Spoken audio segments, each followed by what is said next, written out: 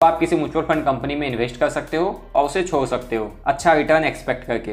इसके अलावा यहाँ पर आपको टैक्स सेविंग म्यूचुअल फंड भी दिख जाता है, लार्ज कैप म्यूचुअल फंड दिख जाता है। लार्ज कैप मीन्स जैसा कि मैंने आपको बताया, म्यूचुअल फंड कंपनी आपके पैसे को stock market means share market में इन्वेस्ट करती है। तो अगर कोई म्यूचुअल फंड कंपनी इंडिया के बड़ी कंपनीज में पैसा इन्वेस्ट करती है तो उसको लार्ज कैप म्यूचुअल फंड कहेंगे। इसके अलावा यहाँ पर आपको मिलता है मिड कैप म्यूचुअल फंड। तो इसमें वो सारी म्यूचुअल फंड कंपनी आ जाएंगी जो कि मीडियम साइज की कंपनीज में इन्वेस्ट करती है। सिमिलरली स्मॉल कैप कंपनी है तो इस टाइप की म्यूचुअल फंड कंपनीज ज़्यादातर पैसा छोटी कंपनीज में इन्वेस्ट करती है। इसके अलावा यहाँ पे आपको सारे म्यूचुअल फंड का लिस्ट मिल जाता है, ऑल म्यूचुअल फंड्स। यहाँ पे आपको म्यूचुअल फंड का नाम दिख जाता है, उसकी रेटिंग दिख जाती है, कितना रिटर्न दिया है पिछले 3 साल में वो दिख जाता है हर म्यूचुअल फंड कंपनी के सामने। आप चाहो तो 5 साल का भी रिटर्न देख सकते हो, आप चाहो तो 1 साल का भी रिटर्न देख सकते हो। जैसे कि इस कंपनी को 1 साल में 0.49% का नुकसान हुआ है, लेकिन दूसरा म्यूचुअल फंड देखा जाए तो उसमें 11.19% का प्रॉफिट हुआ है। और यहाँ पे जो तीसरा म्यूचुअल फंड कंपनी है इसमें 18.19% का प्रॉफिट हुआ है। तो म्यूचुअल फंड कंपनी भी ज़्यादातर पैसा शेयर मार्केट में ही इन्वेस्ट करती है और आपको प्रॉफिट या फिर लॉस हो रहा है वो डिपेंड करता है कि आपका फंड मैनेजर कितना एक्सपर्ट है सही कंपनी को आइडेंटिफाई करने में। तो ये म्यूचुअल फंड कंपनी पे डिपेंड कर जाता है। तो यहाँ पे आप कंप्लीट लिस्ट देख सकते हो, सी ऑल पे क्लिक करके यहाँ पे आप कंप्लीट लिस्ट भी देख सकते हो म्यूचुअल फंड कंपनीज का। इसके अलावा मान लो मैं यहाँ पे किसी पॉपुलर म्यूचुअल फंड कंपनी में पैसा लगाना चाहता हूँ, तो यहाँ पे मैं किसी एक पॉपुलर म्यूचुअल फंड कंपनी को सेलेक्ट कर लेता हूँ और उसके सारी डिटेल को चेक करके बताता हूँ कि क्या क्या आपको डिटेल यहाँ पे मिल जाता है। तो जैसा कि मैंने आपको बताया, यहाँ पे आपको नाम तो दिख ही जाता है। यहाँ पे आपको दिख जाएगा कि इस म्यूचुअल फंड कंपनी में रिस्क हाई है या फिर लो है। तो high risk mutual fund company में आपको रिटर्न भी ज़्यादा मिलने का चांसेस रहता है और low risk mutual fund companies में आपको रिटर्न भी कम मिलने के चांसेस होते हैं। तो यहाँ पे इक्विटी में ये इन्वेस्ट करता है, मीन्स कंपनी के शेयर्स में ये इन्वेस्ट करता है म्यूचुअल फंड। यहाँ पे फ्लेक्सी कैप का मतलब है कि ये हर टाइप की कंपनीज में इन्वेस्ट करता है, चाहे वो छोटी कंपनी हो, मीडियम साइज की कंपनी हो या फिर कोई बहुत बड़ी कंपनी हो। तो ये हर टाइप की कंपनी में पैसे को इन्वेस्ट करता है। यहाँ पे आपको 3 ईयर का एनुअलाइज्ड रिटर्न दिख जाता है। यहाँ पे आपको 1 डे का इसका रिटर्न दिख रहा होगा कि 1 दिन में कितना रिटर्न दिया है इस कंपनी ने। यहाँ पे आप इसका चार्ट देख सकते हो अलग अलग टाइम पीरियड के लिए कि कितना कितना रिटर्न मिला है। और अगर आपने कभी स्टॉक मार्केट का चार्ट देखा होगा तो जैसा उसका चार्ट होता है जिसमें कि आपको पता चलता है कि किसी टाइम स्टॉक प्राइस कितना बढ़ा था, कितना घटा था और उसका स्टॉक प्राइस कितना था, उसी तरह से यहाँ पे आपको NAV का ग्राफ मिल जाता है। NAV का फुल फॉर्म है नेट एसेट वैल्यू। तो ये कैसे कैलकुलेट किया जाता है, मीन्स जितना इस कंपनी के पास एसेट है डिवाइडेड बाय कितने शेयर्स इसने बाय किए हुए हैं अलग अलग कंपनीज के, नेट एसेट वैल्यू। तो ये अगर आपका बढ़ता है तो मीन्स आपको प्रॉफिट हो रहा है, ये अगर यहाँ से घटता है तो आपको नुकसान हो रहा है। इस चार्ट से भी आप मॉनिटर कर पाओगे। इसके अलावा आज के दिन मीन्स प्रेजेंट टाइम में इसका कितना NAV है वो आपको दिख जाएगा। यहाँ पे इस म्यूचुअल फंड को कितना रेट किया गया है वो दिख जाएगा। 5 रेटिंग है जो कि मैक्सिमम है। यहाँ पे आप मिनिमम SIP कितना कर सकते हो, मीन्स आप कितना मंथली मिनिमम अमाउंट इसमें इन्वेस्ट कर सकते हो वो दिया हुआ है 1000 रुपीज़। यहाँ पे इसका फंड साइज कितना है वो दिख जाता है। इसके अलावा यहाँ पर अगर आप नीचे स्क्रॉल करते हो तो यहाँ पर आपको दिख जाएगा कि कितने % लोग SIP कर रहे हैं और कितने % लोग 1 टाइम इन्वेस्टमेंट कर रहे हैं। तो मैंने SIP और 1 टाइम इन्वेस्टमेंट पहले ही आपको बता दिया। SIP means monthly systematic way में आप कुछ इन्वेस्टमेंट कर रहे हो और 1 टाइम मीन्स आप 1 टाइम में ही आपने बड़ा अमाउंट लगा दिया या फिर अपने हिसाब से जो भी अमाउंट है वो आपने इन्वेस्टमेंट डाल दिया अच्छे रिटर्न के बारे में सोच के। तो ज़्यादातर लोग SIP करते हैं, मंथली बेसिस पे इन्वेस्टमेंट करना पसंद करते हैं 93.28% और 1 टाइम इन्वेस्टमेंट करने वाले लोग कम हैं।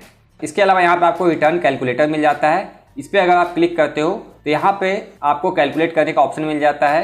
बेस्ड ऑन इस कंपनी के परफॉर्मेंस पे ये आपको बता देगा कि कितना इन्वेस्ट अगर आप मंथली करते हो तो कितना रिटर्न आपको मिल जाएगा। एग्जाम्पल के लिए यहाँ पे मैं मंथली अगर 5000 इन्वेस्ट करता हूँ और 1 साल के लिए इन्वेस्ट करता हूँ तो 1 साल में 12 मंथ्स होता है, तो 12 × 5 तो 1 साल में मैं इस म्यूचुअल फंड कंपनी में 60,000 दूंगा और कितना मुझे प्रॉफिट और लॉस होगा वो दिख जाएगा। तो अगर मैं यहाँ पे 3 साल का देखूँ तो 3 साल में मैं 5000 रुपये पर मंथ के हिसाब से 1,80,000 दूंगा जो कि मेरा 2.5 लाख के आसपास बन जाएगा।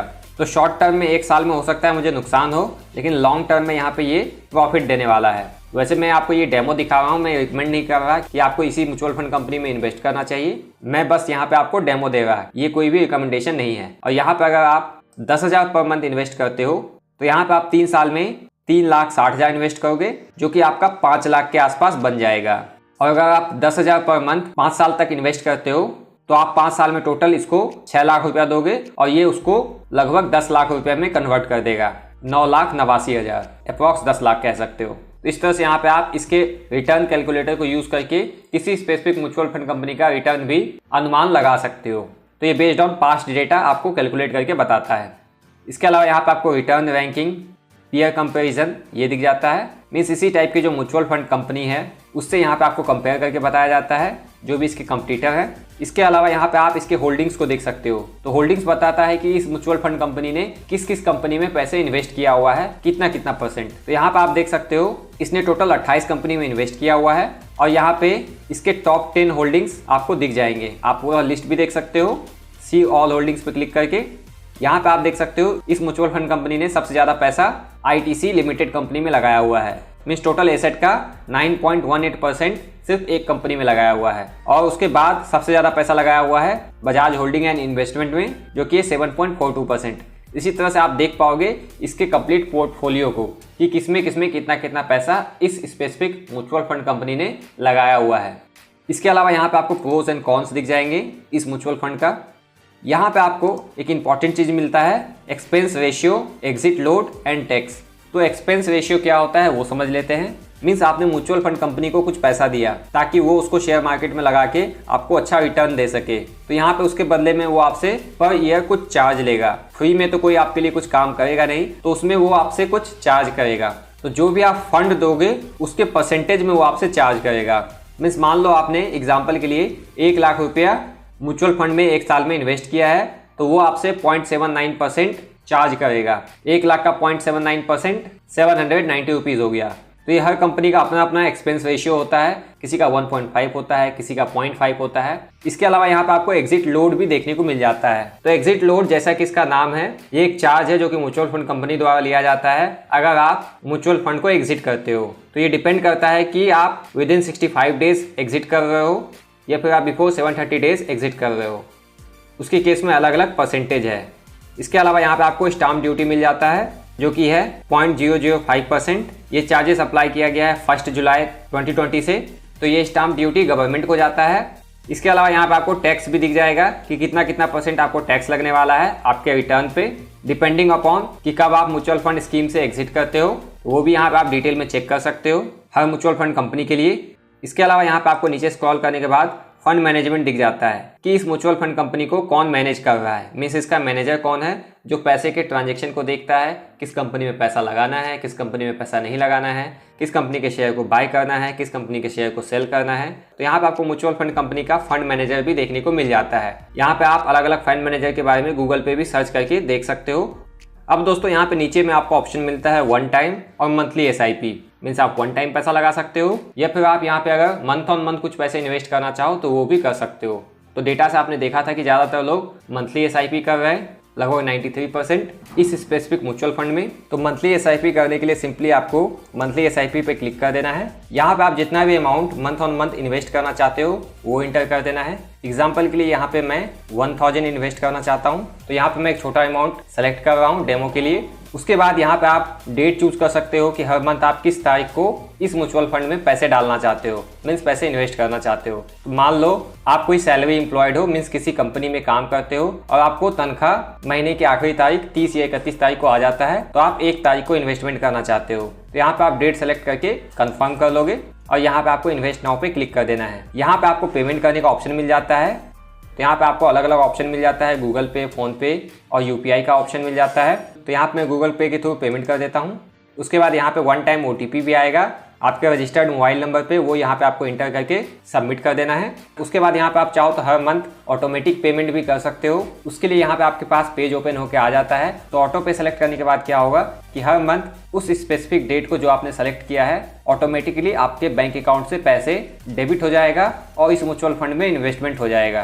तो यहाँ पे आप ऑटोमेटिक पेमेंट करने के लिए डेबिट कार्ड या फिर नेट बैंकिंग को यूज कर सकते हो और यहाँ पे प्रोसीड कर सकते हो। तो यहाँ पे मैं ऑटोमेटिक नहीं करना चाहता, यहाँ पे मैं कैंसिल कर देता हूँ। बाद में भी यहाँ पे आपको ऑटोमेटिक सेटअप करने का ऑप्शन मिल जाता है। उसके बाद दोस्तों म्यूचुअल फंड वाले सेक्शन में ही यहाँ पे आपको डैशबोर्ड का ऑप्शन मिल जाता है। यहाँ पे आपको ऑर्डर्स इन प्रोग्रेस दिख जाएगा। तो जो भी मैंने ऑर्डर प्लेस किया है SIP के लिए यहाँ पे मुझे देखने को मिल जाता है। यहाँ पे आप अपना ऑर्डर स्टेटस देख सकते हो। तो यहाँ पे आप देख सकते हो पेमेंट कंप्लीट हो चुका है। ग्रो प्लेटफॉर्म मैंने यूज़ किया है, किस म्यूचुअल फंड में इन्वेस्ट किया है, और यहाँ पे अब मुझे यूनिट एलोकेट किया जाएगा, means NAV, net asset value.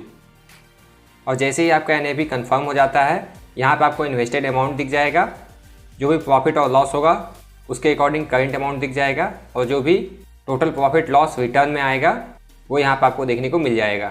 तो दोस्तों कुछ इस तरह से आप म्यूचुअल फंड में इन्वेस्ट कर सकते हो ग्रो एप्लीकेशन को यूज़ करके। तो अगर ये वीडियो आपके लिए यूज़फुल रहा तो इस वीडियो को लाइक करना ना भूलें, और इसी टाइप के छोटे छोटे यूज़फुल वीडियो आगे भी देखने के लिए आप हमारे इस चैनल को सब्सक्राइब करना बिल्कुल ना भूलें। इसके अलावा अगर आपको कोई स्टेप समझ में नहीं आया या फिर आपके मन में कोई डाउट है तो आप मुझे कमेंट करके पूछ सकते हो। तो फिलहाल इस चैनल से जुड़े रहें। अभी के लिए बाय बाय।